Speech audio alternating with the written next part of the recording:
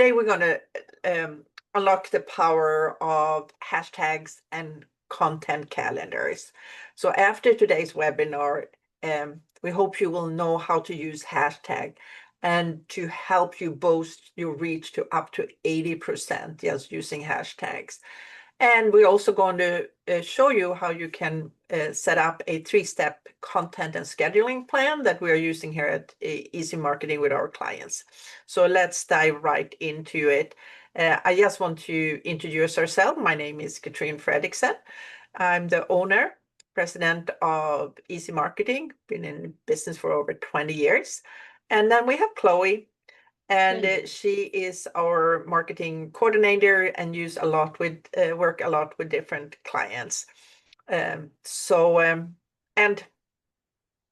work on websites, we do social media for clients, we do printed materials. Right now, I'm actually working on a big exhibition in China, which is really interesting. So we do a lot of things when it comes to digital design, and digital marketing, but also printed materials. So Chloe, Yes, thank you, let's Katrine. go. We'll get started. Hashtags are like digital card catalogs. They help organize and find content by topic. Used well, they can seriously boost your social media reach and engagement. But there's more to it than just adding a pound sign. Did you know there are different types of hashtags for different goals? Hashtags can increase engagement by 80%. A hashtag basic is it's just a keyword with the pound sign in front of it. A hashtag word or phrase with a pound in front of it was first used in 2007 by Chris Messina to group related tweets, the first ever hashtag post. Since then, hashtags have grown in use, reach, and impact. On social media, hashtags signal to both users and algorithms what a post is about. Their real power, hashtags make content discoverable, helping you reach a wider audience across platforms. In fact, many of you found us through hashtag posts about our events. So let's start with some hashtag basics. Hashtags always begin with the pound sign.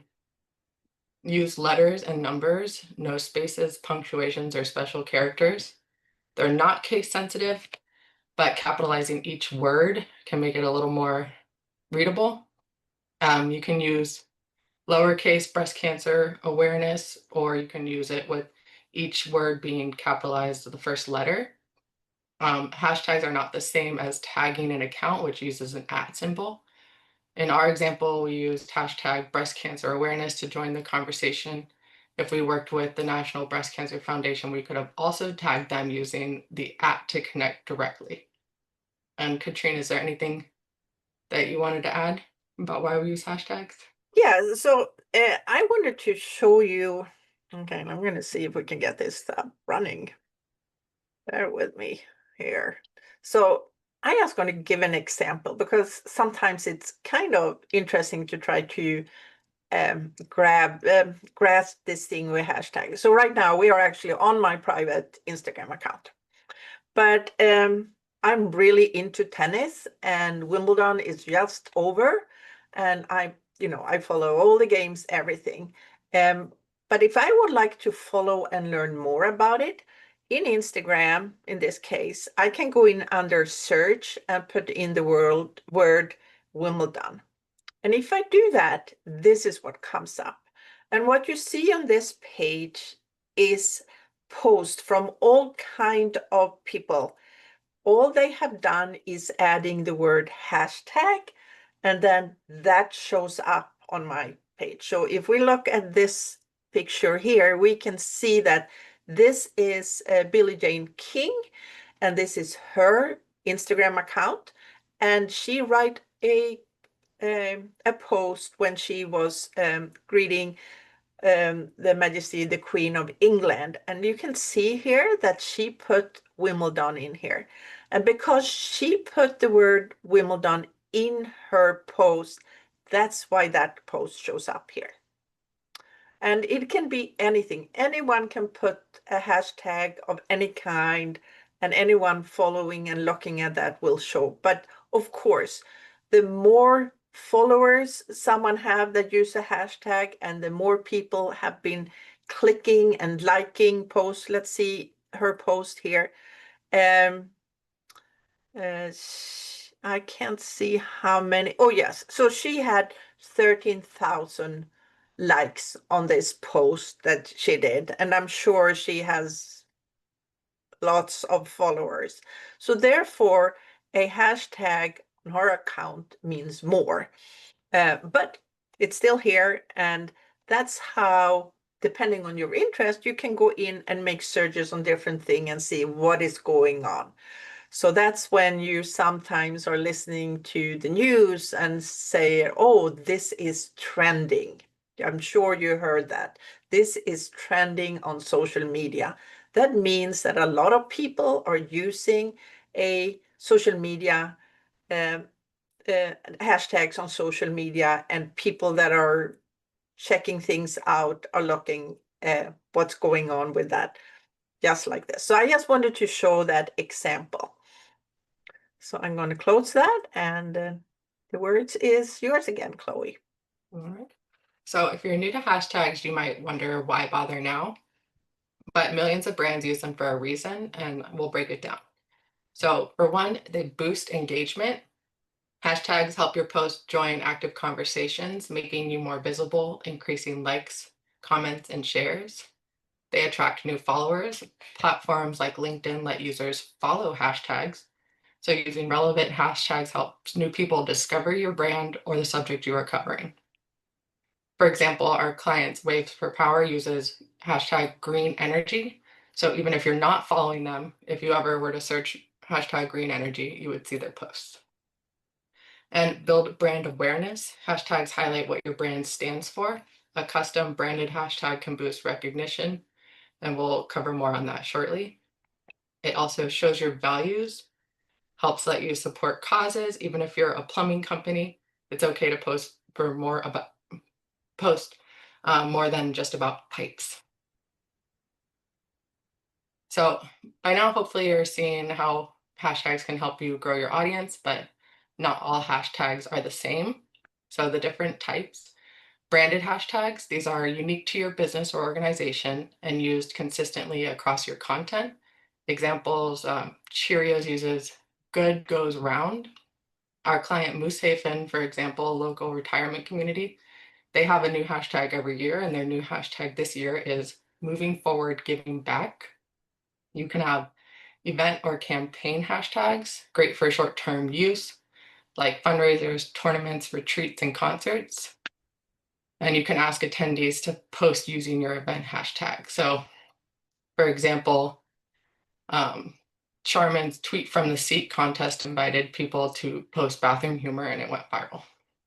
And Yeah, then and I don't know if we talk about this in a later one, but sometimes at weddings or things like that, the family comes up with a very unique hashtag yeah, that probably is not used anywhere else, but then everyone in the group can go in and look at their unique hashtag and see all the pictures that come from there.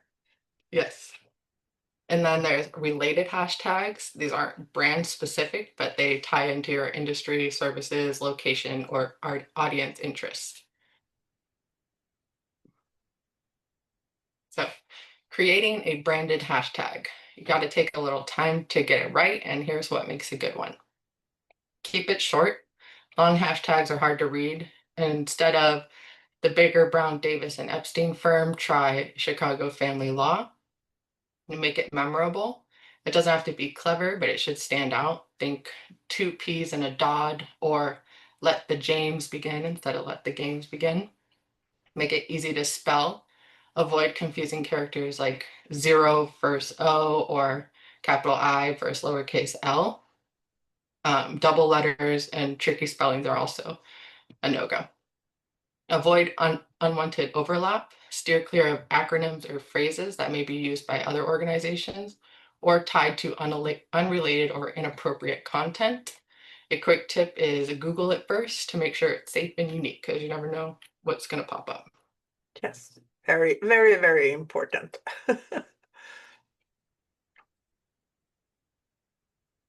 So now that you know the hashtag basics, we'll talk about how and where to use them, starting with Instagram, where hashtags really shine. Use 10 to 15 hashtags. The max is 30. Don't copy and paste the same set every time. Rotate them and keep them relevant. Never use trending hashtags if they don't fit your content. For example, don't tag Taylor Swift engagement on your spring festival post. Avoid spammy tags like hashtag follow me or hashtag like for like because they hurt your visibility. Best practices on Instagram are place hashtags after your caption or in the first comment. Use Instagram search bar to explore hashtags to see what is the most relevant and what pertains to you. And you can add branded hashtags to your bio. So check Instagram Insights to see how hashtags impact your search. And unlike on Instagram, you want to be more conservative with your hashtag use on X, formerly known as Twitter. On X, we recommend no more than 2. Here you can use hashtags anywhere in your tweet, and because they count toward the character limit, we encourage you to do so. So you don't need to group them at the end. They can be highlighted even mid-sentence. Hashtags can be used in comments, replies, and retweets.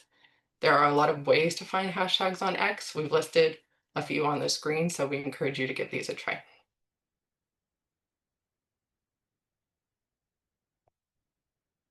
And for Facebook, start using them if you haven't already. Go back and add them to older posts to help them get indexed. Hashtags work on personal profiles, business pages, events, comments, even private groups for organizing content. Use 2 to 3 per post anywhere in the text. You can search or click hashtags to view their feeds, and each one has its own unique URL. For example, facebook.com/hashtag/flag football. And I can give an example of this. So, especially on private groups. So, you might hear that I have an accent. So, I'm Swedish. So, I'm part of a Facebook group for Swedes that live in the US. And there are often discussions on there about recipes for Swedish baked goods. And what we do when we put up a recipe, that we put the hashtag recipe, though in Swedish. And then that is an easy way for anyone to afterwards, if they want to go in and say, oh, what is going on? What are some good recipes? They can just go into the group, make a search on the hashtag recipe, and any post that has hashtags recipe in there will pop up.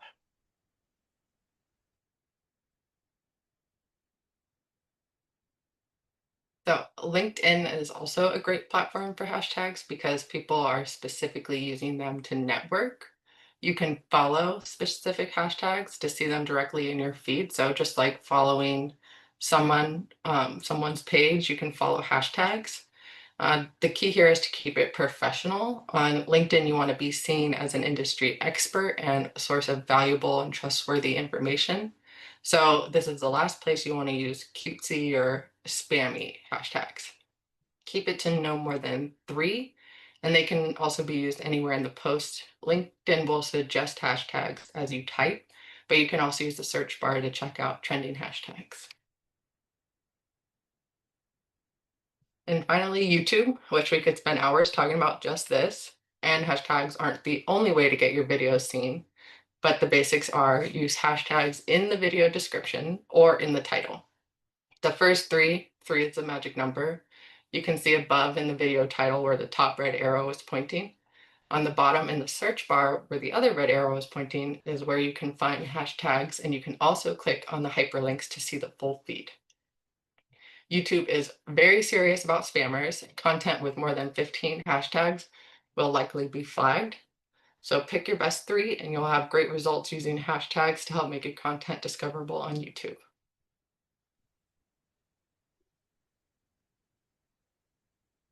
So as we wrap up, a little homework assignment for you to follow through on what we've covered today. First, we want you to research related hashtags for your industry, location, products, and services. We've mentioned a lot of great resources. We'll send a recording of this webinar to your email in case you need a refresher.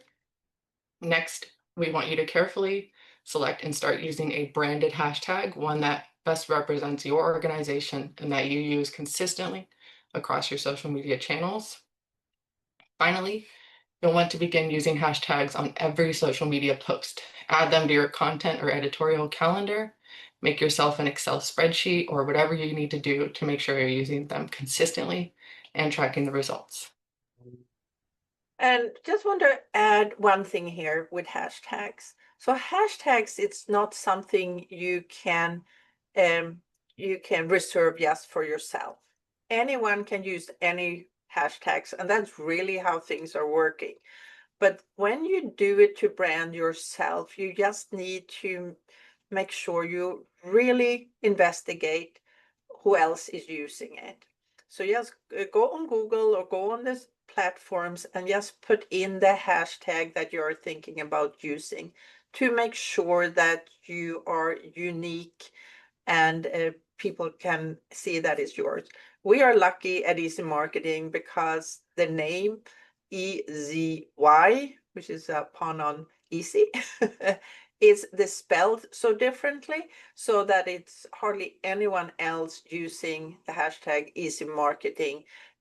So that's make us stand out. So it has to be, when you brand yourself, take something that doesn't collide with anyone else. Do you have anything more to add to that, Chloe, about? Yeah. No, I think that's perfect. Yeah. All right. Okay. So planning for success. That you know that a business should be posting on social media, but what, when, and how often? Creating what we call a content calendar will really help you stay on message, plan ahead, and create efficiency by scheduling posts in advance across multiple platforms. So today we're going to show you how we do this in 3 different steps. So first, you actually need a plan. You need to be intentional. What are you going to put on your channels, and when are you going to do it, and how are you going to do it? So because you are going to work things in batches, you will be so much more efficient, and you will kind of stay on track if you just put those the intentional part up front when you sit down and put on your thinking hat. So the good thing here is it's not super complicated. So again, identify your high-level focus area for your what we call the editorial calendar. This is kind of your vision board. These are the big ideas, the topics, the products, or whatever that you want to make sure get top exposure this year. And you want to use your editorial calendar to make more detailed content for each month. I will show you how step by step in just a moment. And then finally, you will make sure that it gets done by planning ahead, making ahead, and doing scheduling. So as an example, I'm just going to show our editorial calendar. That's the best thing we have. So you can see how simple I have put this up in just a simple Word document in here. So we put down 4 things that we wanted to focus on in 2025: webinars, social media packages, tips on how to content, and we want to expand on LinkedIn. We have set that the publishing days that we do things are Tuesday, Wednesday, Thursday between 9:30 and 3:30. That's what we do. We have set the platforms, and we also have some new big projects. So that's where we started. We had a meeting with everyone here at the office, and we made a plan. Then we took, for each month, we looked at what are the special days, what are the holidays, are the special hashtag dates that works with us. For example, May 4th or National Password Day. So that goes into what we are working on, like hashtag sugar cookies doesn't mean anything for us, or hashtag best friend doesn't do much to what we are doing, but the holidays are. Then after that, we have looked at what are we going to have as our main um, uh, blog post content, because we do blogs. We have several blogs a month that we write. So we put the ideas for the whole year, 1 or 2 per month. And then the last thing we do, we have certain things that comes every month. We have a content calendar that we email out to all our followers. And it's also on a YouTube. And we also promote upcoming webinars. And then there are some other things that comes in. So we have, this is what we put up the calendar. And then after this, we decide how are we going to set this up? When and where are we going to put it in? Like time and date, social media channels. What is the call to action for any of the posts we do? What kind of photographic are we going to do? And a call to action usually use a link that is going to go somewhere. And there are lots and lots of different places you can do it. The most simple one is actually Google Calendars. If you ever gone into your Google, if you have a Google account and have a Google Calendar, you should know that there is a way you have your own private calendar, but you can go in and create a different calendar that is only for your social media. And you can set it up here with all kind of different messages. You can color them any way you want. So they can be colored per subject or per platform where you're going to send things out. In this case, it actually different. This was one we did for a soccer club. So those different ones are different subjects in here. So you can go in and set that up. And even if you do it on your Google Calendar, you can share this with your co-workers. You can always go in and share a certain calendar, and everyone can go in and see exactly what's coming. And not only this, because you sit down and you need to create the content. So you click on any of them here, and you can go in and put the text that's going to go in the social media. You can attach the image that you're going to use. And you can put, again, the day and time and put notes on what social media platforms you have. So in one sweep, you have everything in one place, not only the calendar, but the content you put in here as well. And the last part of the puzzle here is scheduling the post. If you are using Constant Contact, the email marketing program that we are using for our clients and the one we love, there is built in here where you can do social media scheduling. So there you can schedule both your emails and your social media posts. You just create them, and many of them you can actually create directly in Constant Contact. It's really useful. But there are other ones with the Meta Business Suite that, of course, is only using Facebook and Instagram, but you can set up a big schedule in here, and you can add them and schedule them as well.